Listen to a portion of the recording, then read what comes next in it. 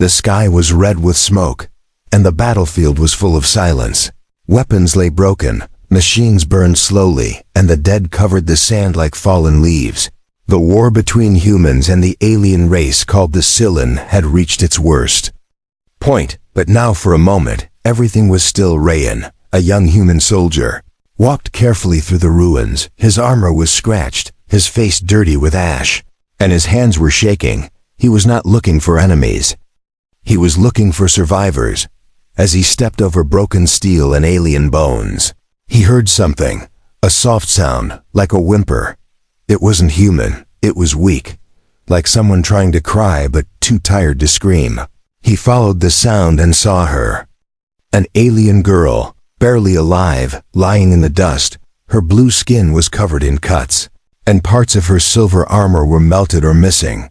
Her face was bruised, her lips dry, and her eyes shut tight. One of her legs was twisted badly, and her breathing was shallow. Rayan stopped, shocked. She looked like a Cylon, but different. She was younger than the ones he had seen before, and her body was smaller, more delicate, and strangely. She didn't look like a soldier. She looked like she was once someone important, someone loved, but now broken, forgotten. He looked around. Other soldiers passed by her. Some glanced. Most didn't care. "She's one of them," someone said. "Leave her." Another muttered, "She's not worth it." But Rayan couldn't walk away. There was something in the way she looked, even half dead. There was pain in her face that felt too human. He knelt down slowly, placing his hand on her shoulder. Her eyes opened, just a little, glowing softly. A tear rolled down her cheek, but it wasn't clear. It was blue, glowing faintly like liquid starlight. Her lips moved, and she whispered something in her own language. Rayan didn't understand the words, but in that moment, he felt it. The fear, the plea, the loneliness. She didn't want to die alone. He gently lifted her head and whispered, "I'm here." The girl blinked, her eyes locking with his. He looked around again. Everyone else was walking away. Some even laughed. "You're wasting time, Rayan." But he ignored them. Her armor had a symbol on it, one he didn't recognize. It looked like a royal crest or a family mark. Who was she? Why was she left here? He opened a small medkit and sprayed her wounds with healing foam. She winced but didn't pull away. Her fingers, thin and trembling, touched his hand for just a second. It was enough. Rayan made a decision. He wouldn't leave her here. Not like this. No one deserved to be left like garbage in the dust. Not even an enemy. He carefully lifted her into his arms. She was light, too light, as if she hadn't eaten in days. As he stood, the girl rested her head on his chest. "Don't worry," he whispered. "You're safe now." Behind him, someone called out, "Command's gonna love this, carrying a broken alien like a hero." He ignored the voice. He didn't care. What he didn't know was that hidden under her broken armor was a secret. Something worth killing for. Something that could change everything. And now, that secret was in his arms, and others were already watching. Rayan carried the alien girl through the battlefield ruins. Her body was limp in his arms, her head resting on his shoulder like she had already given up. Her breathing was slow. Too slow. The broken armor on her back sparked with weak energy, as if her suit was dying too. He found a half-destroyed transport pod, just big enough to hide inside. He pulled her in gently, laying her down on a folded blanket he had packed earlier. The desert heat outside was brutal, but inside the pod, it was quiet, almost peaceful. Rayan knelt beside her and checked her injuries again. He didn't know how to treat alien biology, but he cleaned the blood from her forehead and used a healing patch on her cracked shoulder. She didn't scream, didn't cry, she just looked at him, blinking slowly, eyes glowing faint blue. "What's your name?" he asked. She didn't answer. Her lips moved, but no sound came out. Rayan sighed and leaned back against the wall. He knew Command would be searching for him soon. He had walked off during retreat. They wouldn't like that, but he didn't care. He couldn't leave her behind. A voice cracked through his earpiece. "Private Rayan, respond over." He didn't answer. "Rayan, you broke protocol. the voice said sharply. "Where are you? You better not be hiding that alien freak." He turned off the radio. No one needed to know. Not yet. Hours passed. The girl's body was still weak, but her eyes watched him now, not with fear, but confusion, like she didn't understand why. He was helping her, and maybe she didn't. She pointed slowly at her leg. It was shattered, wires exposed, muscle torn. Rayan nodded. "I know.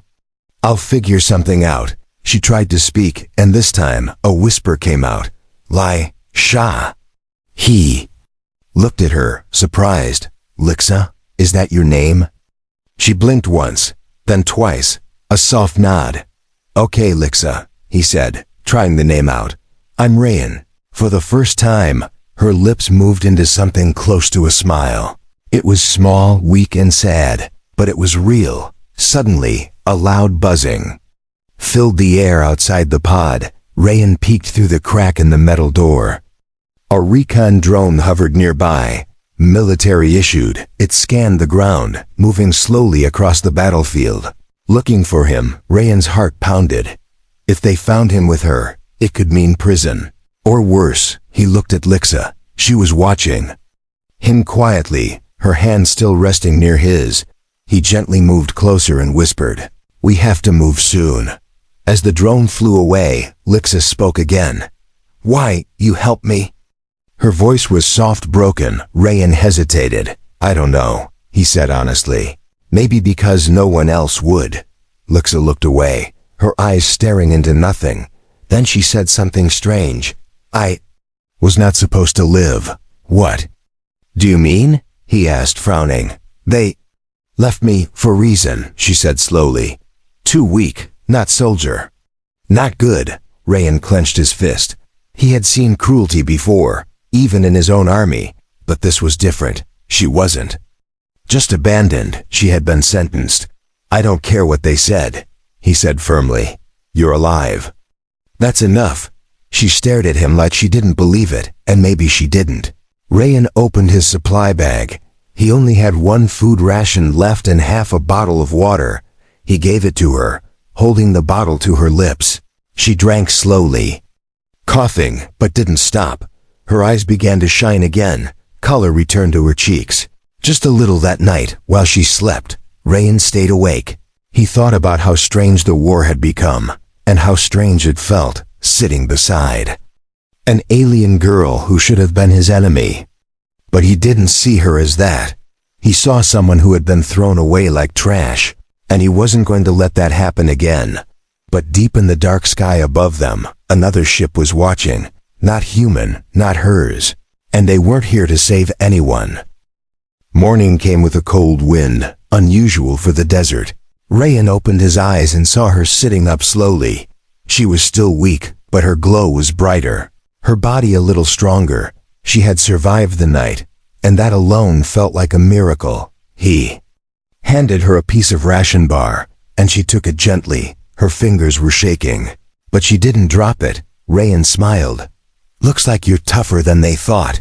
She tilted her head, not fully understanding, but she gave a small nod. She tried to speak more, her words still broken. "You save, why?" Rayan sat beside her, breathing deeply. "I guess I was tired of watching good people be thrown away." She looked down, her long fingers tracing the cracked metal of her arm. Then she whispered again. "Lixa." Rayan turned to her. "You already told me," he said with a warm smile, but she shook her head. "Not name only. I tell truth." She placed her hand over the symbol on her chest plate. The symbol Rayan had noticed before, like a crest or family mark. "I am daughter of High Voice," she said slowly. "Royalty?" Rayan asked, confused. Lixa nodded. "But born weak, mind sharp, body not." Rayan's heart sank. So she had been abandoned not just because of war, but because she didn't fit their standards. Even her own family had left her. She looked at him with tired eyes.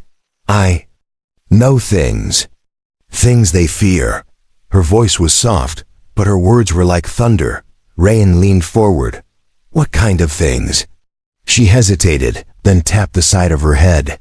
I was made to learn, to remember, he frowned. Made? She nodded again. Not full natural. They say experiment. But I remember secrets. The weight of her words sank into him. She wasn't just a lost girl. She was something else. Something dangerous to the ones who made her. Rayan stood and stepped outside the pod. Scanning the sky, the silence felt heavy. And then, a small blinking light on his wrist device. He checked it, frowning. It wasn't a human signal. It was alien, and it was close. He rushed back inside.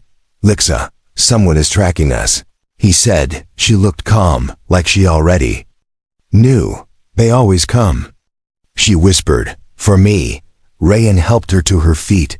She cried out in pain, her leg still damaged. But she stood with his help. He grabbed his rifle and backpack. We have to move. Outside, the wind had picked up, sending dust across the ground. Rayan guided her toward the canyon nearby, where scanners would have trouble picking them up. They walked for over an hour, slowly, carefully, every few steps. Lixa would lean harder against him, but she didn't complain. Her eyes stayed sharp, scanning everything. Finally, they reached the canyon and took shelter inside a narrow passage. Rayan checked their surroundings, then turned to her.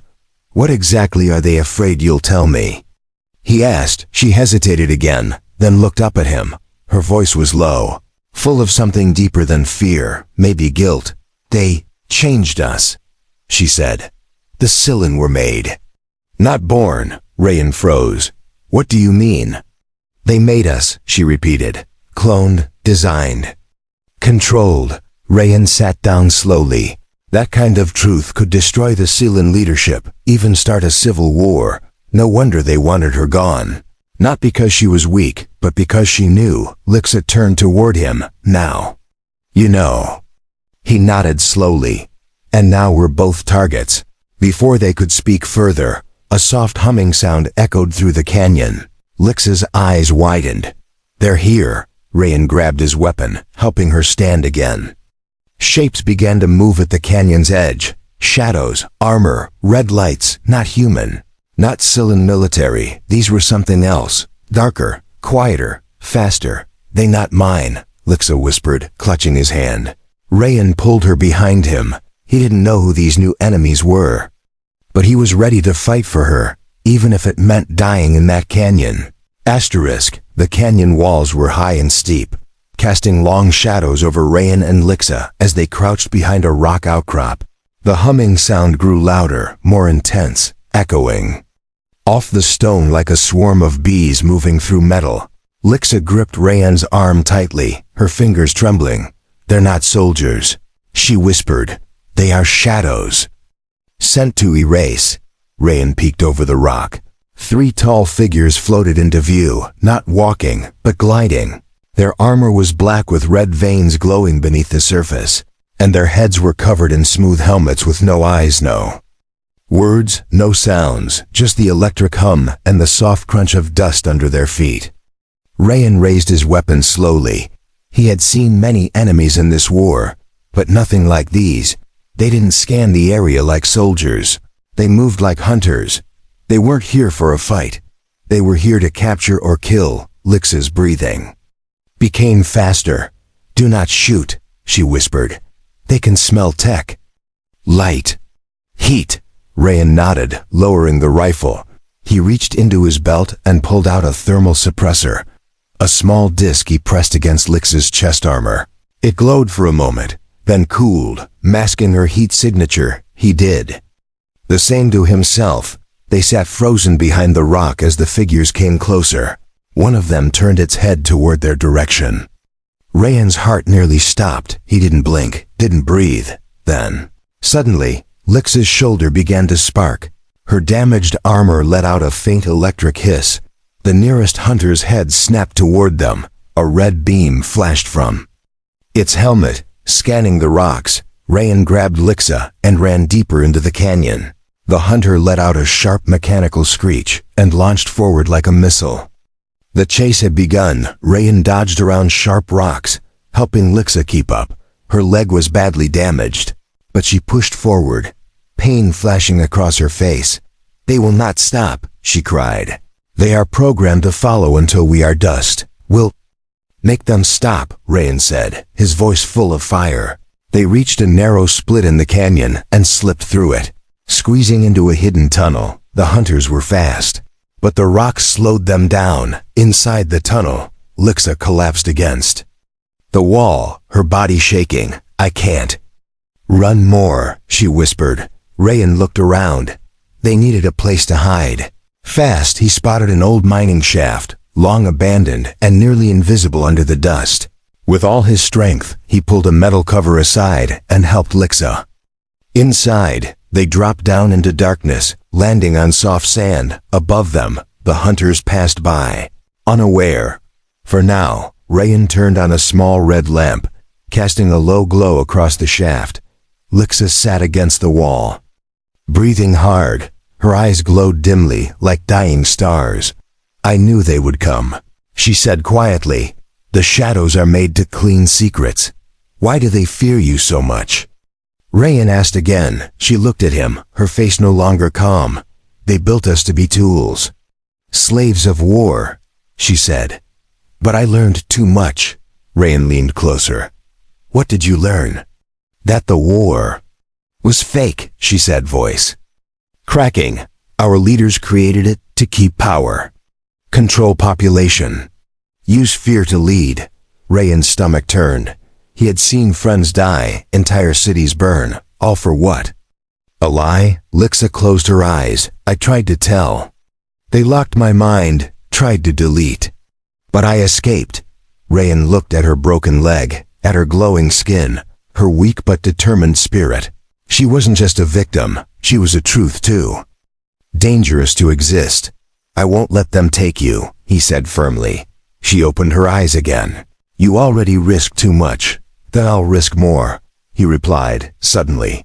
A sharp clang echoed above them. Something had found the shaft. Rayan raised his weapon. He looked at Lixa. Can you move? She nodded slowly. He helped her to her feet again. Their time was running out, but just before they climbed deeper into the tunnels, Lixa stopped. She pulled a small glowing crystal from inside her armor, like a piece of her heart. She handed it to Rayan. If they catch me, destroy this. He stared at it. The light was warm, almost alive. What is it? My memory, she whispered. Everything I know. Everything they fear. Above them, a loud shriek rang through the shaft. The shadows were here. Rayan held the crystal tight and whispered, Then I'll protect it with my life. And the chase continued into the dark. The tunnels grew darker as Rayan helped Lixa go deeper into the earth. Above them, the mechanical shrieks of the hunters echoed louder, bouncing off the walls like screams of metal ghosts. Lixa's body was weakening again, her energy fading, her breathing unsteady, but in her hand, she still held the glowing crystal close to her chest. Rayan stopped at a broken chamber, deep underground. It looked like an old mining control room, filled with dust, broken screens, and cracked pipes. This is it, he said, setting her down gently. No more running. Lixa looked up at him, fear in her glowing eyes.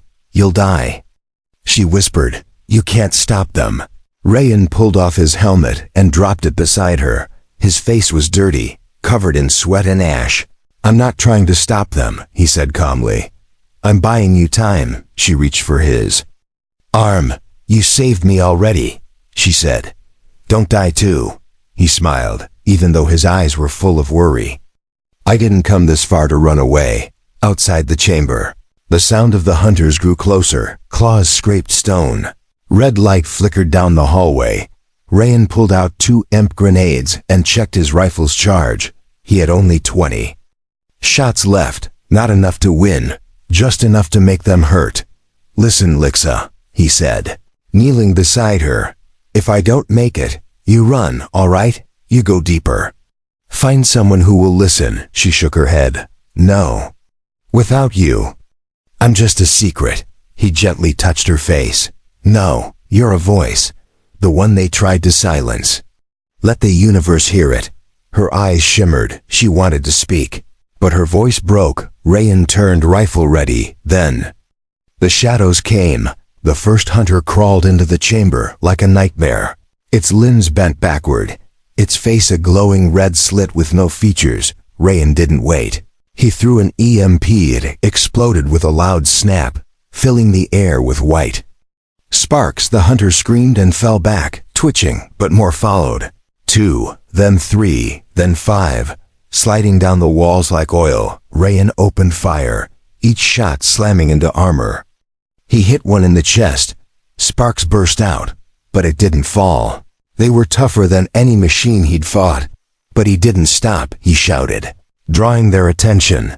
He backed up into the hallway, leading them away from Lixa. Every step he took, he bought her one more breath, one more second of life. They swarmed him, claws flashing. He shot until the rifle was empty, then used his fists, his blade. One leapt at him. He stabbed it through the neck. Another slashed his side. Blood ran down his armor. His body screamed in pain, but he stayed standing. For her, for the truth. Back in the chamber, Lixa held the crystal close, her tears glowing.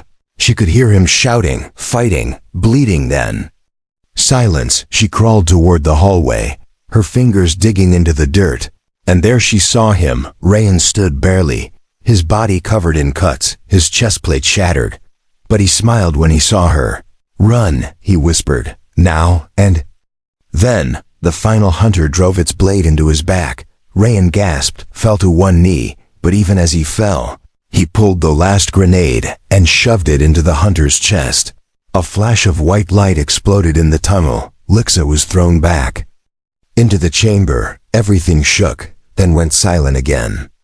She opened her eyes, ears ringing. The hunters were gone. Rayan lay still at the edge of the hallway, his eyes open, but lifeless. Lixa crawled to him, her hands shaking. She placed the crystal on his chest. "I remember," she whispered. "I will carry your voice too." She pressed her forehead to his one last time, then turned away and walked into the darkness. Behind her, the fire in the tunnel faded. Ahead of her, the truth waited.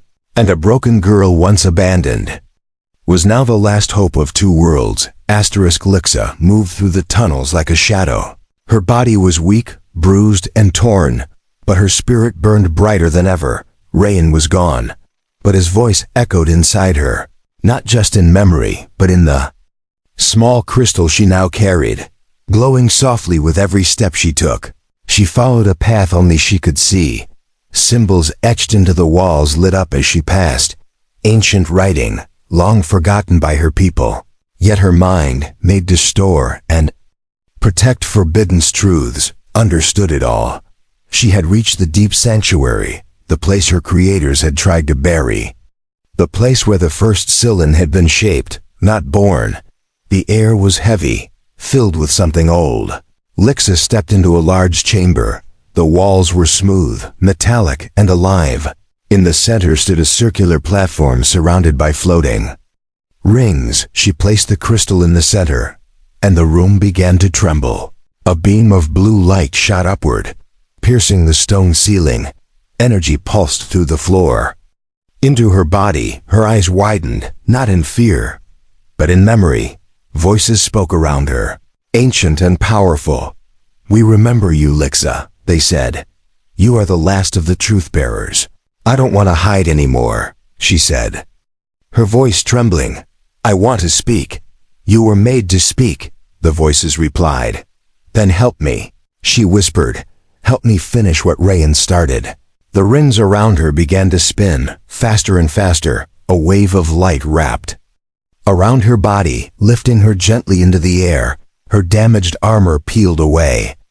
Piece by piece, her wounds healed, not with stitches, but with light. Her twisted legs straightened. Her skin shimmered like stardust. She was not being rebuilt. She was being revealed. The girl they had called broken was never broken. She had been locked, limited, out of fear. But now the key had turned, and the real Lixa had awakened. When she stepped down from the platform, the floor lit beneath her feet. Her movements were strong now, balanced and calm. But her heart still ached. She placed her hand over her chest, where the crystal had vanished into her. "Rayan," I wish you could see this." Then, without warning, the walls of the chamber shifted. A large doorway opened, revealing the night sky above the canyon. Hovering silently in the clouds was a ship unlike any ever seen. It was massive shaped. Like a crescent, its body glowing with soft blue and gold lines. "Not human, not sullen, something far older," the voice returned. "The ancient vessel answers your call." Lixa stepped forward, walking up toward the light. The ship lowered a platform, and she rose into the air. Inside, the halls were smooth and quiet. No weapons, no war, only memory and purpose. A large chamber opened before her, with a glowing orb at its center. The orb spoke, not with sound, but with emotion. "We watched as the galaxy forgot. We waited for the one who remembers. You are that one." Lixa took a deep breath. "I don't want revenge," she said. "I want to finish what he started." A small projection appeared beside her. It was Rayan, a recording, saved through the crystal. He was smiling. "You're not alone." His voice said, "I believed in you when no one else did. Now you believe in yourself. That's what matters." Tears filled her glowing eyes. She touched the image softly. "I will carry your voice, Rayan," she whispered. "And mine too." The orb pulsed once, then projected a map of the galaxy, marked with all major systems and powers. At the center, a symbol blinked, one that represented the truth Lixa carried. The orb spoke. "If you send this signal, all who hear it will know. The lie will end. The silence will break." Lixa looked out the window of the ship. Down at the canyon where Rayan had made his stand, she nodded slowly. "Let them come," she said. "I'm not afraid anymore." And with a single touch, she sent the truth into the stars. The stars blinked in the sky like old memories. Across the galaxy, signals were lighting up one by one. Governments, war councils, rebel outposts, even hidden colonies, all received the same message. A voice, clear and strong, echoed through every system. It was Lixa's voice, speaking the truth. "Unfiltered, undeniable, unstoppable. They created us to fight," she said in the message. "But I choose not to fight anymore. They called me broken, but I am not broken. I am awake." The transmission ended with her name and another name, Lixa, she said. "Truth-bearer Rayan." The soldier who stayed. Across worlds, people asked, who was she? Who was Rayan? And why did this message sound human? But deep beneath all the noise, in a quiet canyon, a figure stood beside a grave. It was Lixa, clothed in robes made of the ancient ship's material, light and soft but strong as armor.